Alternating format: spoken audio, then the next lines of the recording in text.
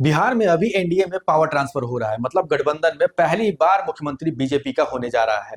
नीतीश कुमार अपने सहयोगी बीजेपी को यह पहली बार मौका दे रहे हैं। इस पूरे प्रकरण को लेकर जेडीयू में एक चेहरा काफी निशाने पर है। वो नाम है संजय झा। संजय झा एक ऐसे नेता है जो फ्रंटलाइन से ज्यादा बैक एंड पॉलिटिक्स में मजबूत माने जाते हैं। बीजेपी से शुरुआत करके जेडीयू में नंबर 2 तक पहुंचना और नीतीश कुमार के सबसे भरोसेमंद सहयोगी बनना यह उनकी सबसे बड़ी पहचान है। अभी जेडीयू में कार्यकारी अध्यक्ष भी है। आरोप लग रहा है कि बीजेपी के इन्फ्लुएंस में संजय झा ने नीतीश कुमार को साइड करने का प्लान बनाया। हम बात करेंगे इतने आनंद फानन में सियासी उथल पुथल क्यों और संजय झा कितने सही हैं और कितने गलत हैं। आप देखना शुरू कर चुके हैं चौपाल डायरी लाइव और मैं हूं सुनील मिश्रा। पहला सवाल, ये सब इतनी जल्दी क्यों हो रहा है? बिहार चुनाव के दौरान या उससे पहले नीतीश कुमार का कई वीडियो वायरल हुआ। होस्ट कर रही महिला वाला वीडियो या बुर्का खींचने वाला वीडियो या अशोक चौधरी का सिर लड़ाते हुए वाला वीडियो या परेड गाड़ी पर सभी नेता पदाधिकारी को चढ़ा लेने वाला वीडियो या पीएम का पैर छूते हुए या मंच से कभी डेटा बोलते तो कभी प्रधानमंत्री और श्रद्धांजलि को लेकर कुछ बातें भूल जाना। इन सब वीडियो से यह तो साफ हो रहा था कि नीतीश कुमार कुछ ठीक नहीं लग रहे हैं, कोई बीमारी से ग्रसित है, क्योंकि ये सब हरकत नीतीश कुमार के व्यक्तित्व में शोभा नहीं देता है। ये सभी जानते हैं कि नीतीश कुमार सिर्फ और सिर्फ काम की बात करते हैं। ये वीडियो उनके व्यक्तित्व पर दाग जैसे लग रहा था। अब सवाल है कि इससे बचा कैसे जाए, और फिर यहीं से शुरू होता है नीतीश कुमार का एग्जिट प्लान। भले ही लोगों के बीच में यह सब प्रकरण अभी आया हो, लेकिन इसकी स्क्रिप्ट चुनाव से पहले लिखी जा चुकी थी। बीजेपी दो प्लान पर काम कर रही थी। एक, नीतीश कुमार के चेहरे पर चुनाव लड़ा जाए और दूसरा, बिना चेहरे के चुनाव लड़ा जाए। चुनाव के बाद मुख्यमंत्री चेहरे पर गठबंधन फैसला करेगा, इस तरह का बयान अमित शाह चुनाव के दौरान ही दे चुके थे। कहीं ना कहीं बीजेपी नीतीश कुमार की विदाई की तैयारी शुरू कर दी थी। संजय झा पर यह भी दबाव था कि उनके नेता की इमेज ठीक रहे और चुनाव में जीत दर्ज हो। फिर नीतीश कुमार को लेकर चुनाव के दौरान ही एक प्लान तैयार किया गया, जिससे उन्हें मीडिया से दूर कर दिया गया। इधर सोशल मीडिया पर उनके पुराने आक्रामक तेयर वाले वीडियो तैरने लगे। नीतीश कुमार की इमेज को साइन किया गया और घेराबंदी मजबूत कर दिया गया।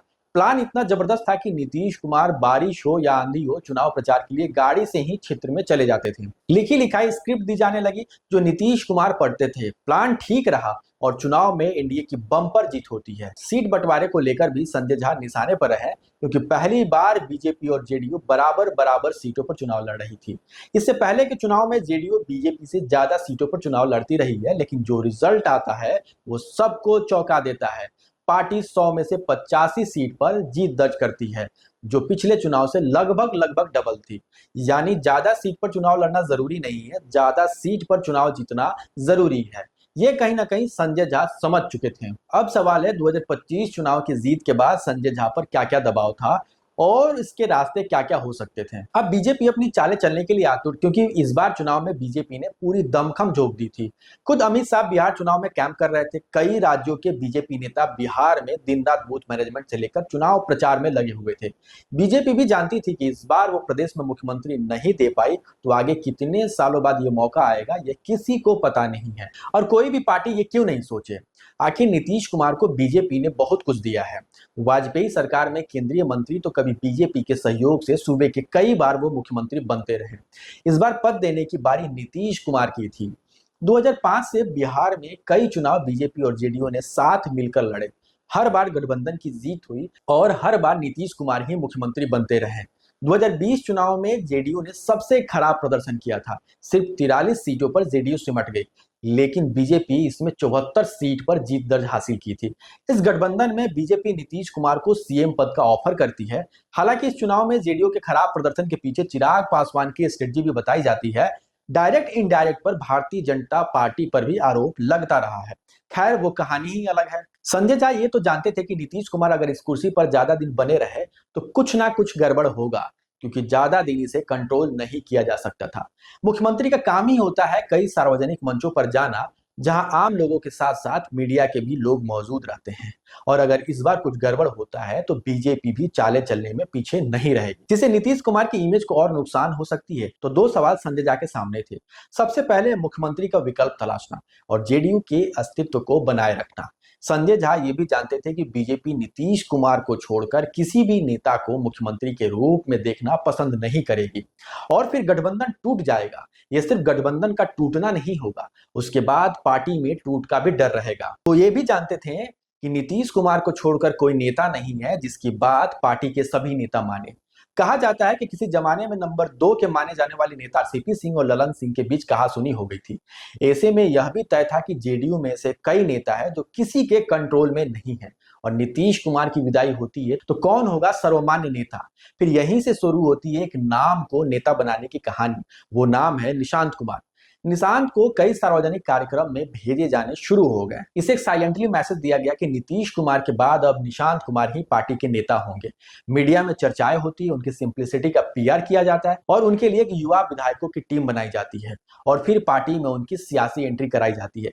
निशांत की एंट्री के पीछे भी संजय झा का दिमाग कहा जाता है, क्योंकि वो जानते हैं कि निशांत कुमार की बात सभी लोग मानेंगे। अब ये फैसला कितना सही है और कितना गलत है, ये तो आने वाले दिनों में ही पता चलेगा। फिर चर्चा होने लगती है कि ये पहले क्यों नहीं हुआ, निशांत को डिप्टी सीएम क्यों और मुख्यमंत्री क्यों नहीं बनाया जाता है। इन सब सवालों का जवाब खुद नीतीश कुमार ही हैं। उन्होंने पार्टी में कभी भी सेंट्रल कमांड छोड़ी ही नहीं, मतलब नंबर 2 के नेता बनाने के वो समर्थक रहे ही नहीं या वो बनने भी नहीं दिए। पार्टी में हमेशा 2 लॉबी बना के रखते थे जिससे कोई भी हावी नहीं हो सके। उनके साथ कई नाम तो जुड़े, लेकिन जैसे ही उस नेता का ओहदा बढ़ता उससे पहले नीतीश कुमार उसके पर काट देते थे। पार्टी के फाउंडर मेंबर जॉर्ज फर्नांडिस भी नीतीश की इसी सियासत का शिकार हो गए थे। इसमें आरसीपी सिंह, प्रशांत किशोर और हाल ही में मनीष वर्मा का भी नाम शामिल है। नीतीश कुमार ने कभी पार्टी की भविष्य को लेकर कोई रोड मैप बनाया ही नहीं, और निशांत को पार्टी में लाने के लिए नीतीश कुमार के लिए सबसे बड़ी 2 चुनौती थी। पहली, निशांत कुमार खुद राजनीति से दूर रहना चाहते थे, और जिस परिवारवाद के खिलाफ नीतीश कुमार पूरी जीवन लड़े उसे वो खुद ही कैसे तोड़ते। और इसी इमेज को बचाते हुए नीतीश कुमार को राज्यसभा भेजने का फैसला किया गया, ताकि वो दिखावे के लिए ही वो बिहार की राजनीति से दूर रहेंगे और मुख्यमंत्री जैसे कुर्सी को त्याग देकर एक बड़ा संदेश देंगे। राजनीति में कहानी गढ़ने से पहले विपक्ष के सवालों का जवाब तैयार करना होता है। मतलब नीतीश कुमार राजनीति नहीं लेकिन कुर्सी छोड़कर बड़ा संदेश दिए कि मैं मुख्यमंत्री पद छोड़ रहा हूं ताकि निशांत कुमार की सियासी एंट्री हो सके। फिर निशांत का नाम डिप्टी सीएम के लिए चर्चा क्यों चल रही है। एक बात तो साफ है कि निशांत को सियासी अनुभव जरा भी नहीं है, और बीजेपी निशांत कुमार के नाम पर मुख्यमंत्री पद के लिए कभी तैयार नहीं होगी। इसीलिए संजय झा ने वो रास्ता चुना जो पार्टी और गठबंधन दोनों के लिए ठीक रहे। अब एक और सवाल उठ रहा है कि नीतीश कुमार के पास उपराष्ट्रपति और राज्यपाल बनने का भी ऑप्शन था, तो फिर उन्होंने राज्यसभा क्यों चुनी। कहा जाता है कि इसका प्लान संजय झा ने बीजेपी के आला अधिकारियों के साथ बैठकर तैयार की थी, क्योंकि अभी कुछ सालों तक जेडीयू में नीतीश कुमार की जरूरत है। अगर वो राज्यपाल या उपराष्ट्रपति बनते हैं तो सक्रिय राजनीति से कहीं ना कहीं दूर हो सकते हैं। और राज्यसभा जाने को लेकर नीतीश कुमार पहले भी कहीं इच्छा जता चुके थे, और इसी महीना बिहार में राज्यसभा की 5 सीट भी खाली हो रही थी। फिर इससे अच्छा दोबारा मौका कहाँ मिलता। नीतीश को सही तरीके से लाइमलाइट से दूर किया जाने का यही एक अच्छा मौका था। ये उनकी इमेज के लिए भी जरूरी था। आपको याद होगा कि अटल बिहारी वाजपेयी जब बीमार रहने लगे तो शायद ही उनकी बीमार अवस्था वाली कोई तस्वीर मीडिया के हाथ लगी थी। इसी तरह नीतीश कुमार भी मीडिया की नजरों से थोड़ी दूर हो जाएंगे ताकि उनकी छवि बनी रहे और भविष्य में भारत रत्न जैसे उपाधि उनको दी जा सके। राज्यसभा सांसद रहते नीतीश कुमार की निगरानी में पार्टी बढ़ता भी रहे, और सबसे महत्वपूर्ण जेडीयू का कोई नया विरासत मिल जाए। और इस तरह संजय झा ने नीतीश की सियासत को नया आयाम देने की कोशिश की। आप क्या सोचते हैं, संजय झा कितना सही और कितना गलत है? हमें कमेंट कर बताएं। वीडियो पसंद आया तो लाइक, शेयर और सब्सक्राइब करें।